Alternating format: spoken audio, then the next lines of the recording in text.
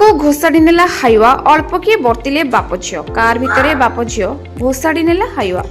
मंचेश्वर गंगुआ नाल पाखरे काली मध्यराति truck car मध्य दुर्घटना होइथिला। कारटी ट्रक आगको आसी जाइथिला। ट्रक चालक भयभीत होई अटकी नथिले। किछि बाट कार को घोषाड़ी नेइथिला ट्रक। सेठारे उपस्थित पीसीआर ट्रक को पीछा करिथिला।